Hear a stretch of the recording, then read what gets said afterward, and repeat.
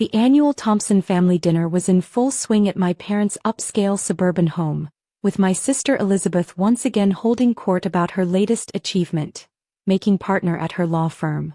To our brilliant daughter, my father raised his glass, his eyes gleaming with pride. At least one child isn't a failure. I adjusted my simple black sweater, a handcrafted cashmere piece from a small Italian artisan that cost more than Elizabeth's entire suit collection, and maintained my composure. If only they knew that while they mourned my wasted potential in running a small online bookstore, I had built Nova Digital into a tech empire worth billions. Speaking of failure, my mother chimed in with practiced concern. Sophia, darling, are you still doing that little internet thing? I nodded, sipping my wine, a rare vintage I'd brought but they'd dismissed as probably something cheap. Still running the bookstore, Mom. Online retail, Elizabeth corrected with a smirk. Let's call it what it is, a glorified Amazon wannabe. If she only knew that my Amazon wannabe had revolutionized AI-driven retail technology, with patents worth hundreds of millions. While she bragged about her six-figure salary, I was closing deals worth more than her firm's entire annual revenue. You know, my father leaned forward, Elizabeth's firm is always hiring paralegals. Someone with your limited experience might qualify. My phone buzzed. A message from my CFO, Microsoft licensing deal confirmed. $300 million upfront payment processed. Thanks, Dad, but I'm happy where I am. Happy? Elizabeth scoffed. Sophia, you live in that tiny apartment, drive a basic car and sell books online. Meanwhile, I just bought a vacation home in the Hamptons. I thought about my tiny apartment. Actually, the entire top floor of a luxury building I owned through a shell company. The basic car was a custom-engineered vehicle with security features that cost more than Elizabeth's Hamptons house. Not everyone needs to show off their success, I replied quietly. What success? My mother sighed. Darling, you're 32. When are you going to do something meaningful with your life? I checked my phone again. Another message, this time from my legal team. Patent infringement settlement complete. $180 million deposited. The family gathering continued its usual pattern. Elizabeth broadcasting her achievements, my parents lamenting my choices, everyone taking turns suggesting real careers I should consider. I just worry about your future, my mother said, refilling Elizabeth's glass with the wine I'd brought. No real job, no ambition. If she only knew that while they planned my career intervention, I was planning a major tech acquisition that would reshape the industry. The little internet thing, they mocked, had transformed retail analytics and was about to go public with a projected valuation that would make Elizabeth's law firm look like a corner store. Did you hear? Elizabeth announced proudly. I was featured in Rising Legal Stars magazine. Front page article about my journey to success. That's wonderful, sweetheart, my father beamed.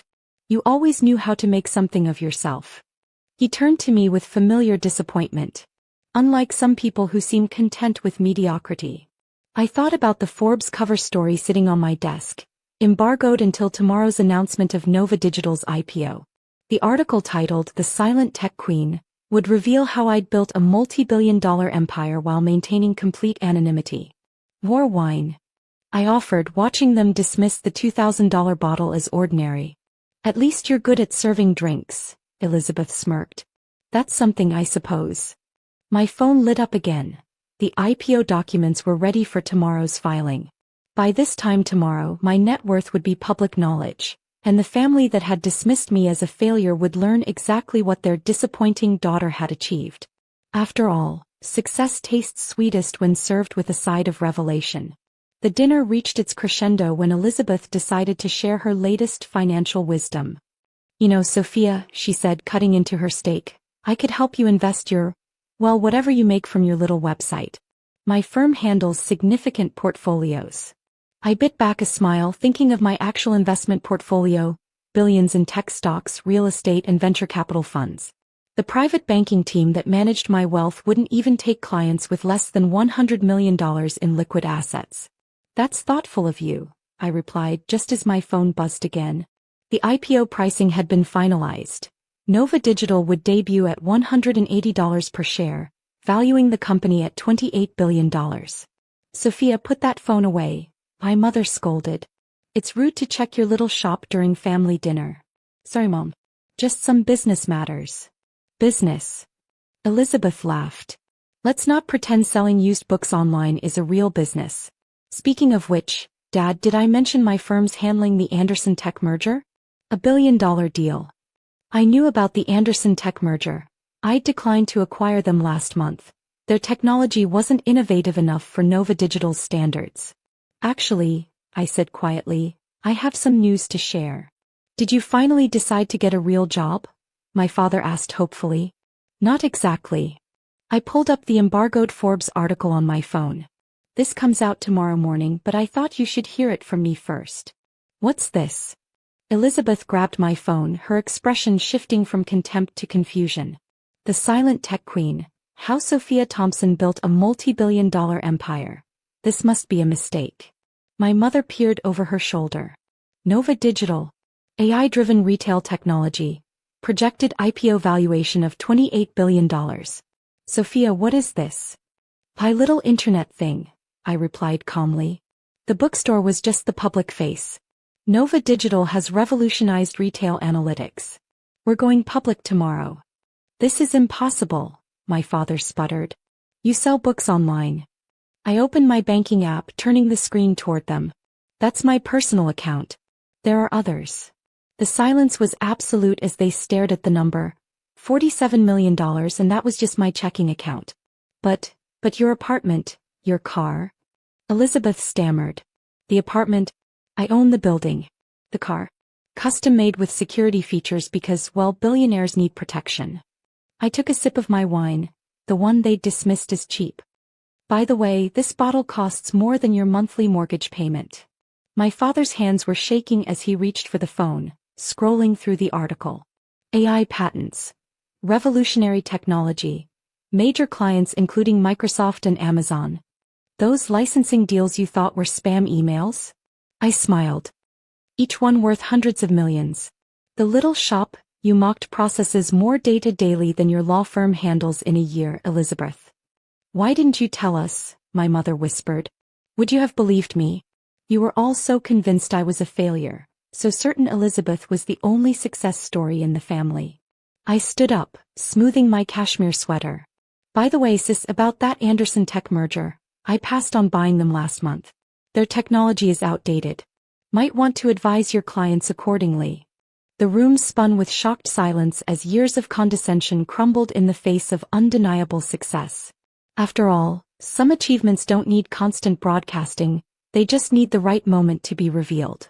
The next morning, as the Forbes article went live and Nova Digital's IPO hit the market, my family's carefully constructed hierarchy imploded. My phone buzzed continuously with messages. Elizabeth, we need to talk about investment opportunities. Mom, darling, why didn't you tell us? We could have supported you. Dad, Princess, let's discuss some family business ventures. I archived them all, focusing instead on the stock ticker. Nova Digital opened at $220 per share, well above the IPO price, pushing my net worth past $15 billion. The little internet thing had become one of the most successful tech IPOs in history. My assistant filtered through hundreds of media requests. Your sister's law firm called. They want to discuss representing Nova Digital. Send them our standard vendor rejection letter, I replied, watching the stock price climb higher. 1 month after the revelation, I sat in my real office. The penthouse of Nova Tower, with its panoramic city views and museum-quality art collection. The tiny apartment my family had pitted me for was actually just a decoy, one of many security measures protecting my true lifestyle. Your parents are in the lobby, my assistant announced. They don't have an appointment. I watched on the security feed as they stood awkwardly in the marble entrance, my mother clutching her newly purchased designer handbag, my father fidgeting with his tie. They've been waiting for an hour, my assistant added. Let them wait another hour, I replied, reviewing acquisition proposals worth more than their combined lifetime earnings. When I finally allowed them up, their reactions to my actual office spoke volumes. This is extraordinary, my mother managed, staring at the Picasso on the wall, worth more than their house. The little internet thing has done well, I said mildly, enjoying their discomfort. Sophia, we were wrong, my father began. We never understood. No, I cut him off. You never tried to understand. You were too busy celebrating Elizabeth's predictable achievements to notice I was building something revolutionary. Speaking of Elizabeth, my mother ventured, she's having some difficulty with her firm's clients after the Anderson Tech situation. You mean after I publicly passed on acquiring them and their stock dropped 40%? I smiled. Funny how that works. My father cleared his throat. Perhaps we could discuss some family investment opportunities. Like the opportunities you offered when you thought I was a failure? I pressed a button and screens descended from the ceiling, displaying Nova Digital's current market cap, patent portfolio and global reach. I don't need family investments. I need people who believed in me before they saw my bank balance. Over the next few months, the family dynamic shifted dramatically. Elizabeth's law firm lost major clients who wanted to work directly with Nova Digital. My parents' country club friends now sought introductions to me rather than updates about their successful daughter. The annual family dinner came around again, but this time at my penthouse. Elizabeth arrived in a designer dress that probably cost her monthly salary, trying to project confidence she no longer felt. Nice place, she offered weakly. I just bought a new house myself. I know, I replied. My real estate division owns the development. Your mortgage application crossed my desk last week. My mother tried to mediate. Girls, surely we can move past. Past what? I asked quietly. Past years of being called a disappointment? Past being told to get a real job? Past being seated at the children's table while Elizabeth held court. I stood, walking to the floor-to-ceiling windows overlooking the city. See that building with the blue lights? That's where I first coded the AI that made me billions. That small bookstore on the corner? The front for what became a tech empire. The coffee shop where you told me I was wasting my potential? I own the entire block now. My father attempted one last time. We're still family. No, I corrected him. We're a cautionary tale about judging someone's worth by their willingness to brag about it. The disappointing daughter had become the family's defining success. The little internet thing had transformed into an empire. And the quiet child they dismissed had built something beyond their imagination.